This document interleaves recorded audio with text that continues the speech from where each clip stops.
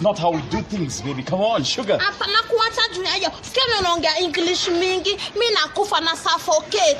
Okay, fine. This cannot be the issue. Mimi siwezi ishi na wewe na hizo machizungu zote. No, baby, what changed? Too much English, too much. No. Inani affect. No, you remember. Inani suffocate, inani nyo. Na kwanza tulikuwa tunafaa kutafuta utafiti wa why do men like keeping their own secret to themselves? They don't like sharing their. Are you married? Si wako I'm not married. Wako na roho ngumu, wewe jua tu hiyo ishe hivyo. If you are not married. Okay, pia wanaume unaona ile siku yenye utaolewa ukuje tuongelee hiyo.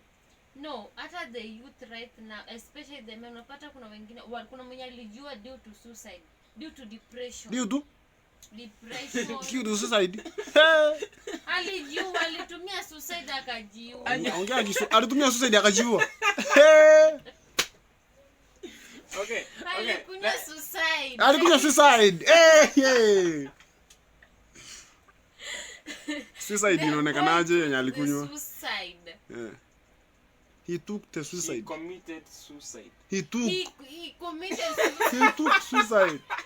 He committed suicide by hanging himself on the roof. Hanging. The mother went ahead to investigate what the problem was. The mother said that the boy used to kujifungia kwa room. Used to continue with English. To kujifungia. Now, depression due to the results of the last year KCSE. What was the cause? The results. That's what changed her life completely. Her life. Warule imwajira her life. The results ruined her life. It was him. You have come to her. Leonida. Hii kisungu hatujui, tunajua tu. Tunajua tu hii kisungu hatujui.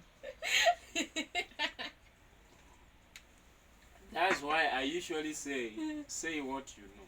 I don't know what to say. Him. Yeah, you understand. Yeah, you understand.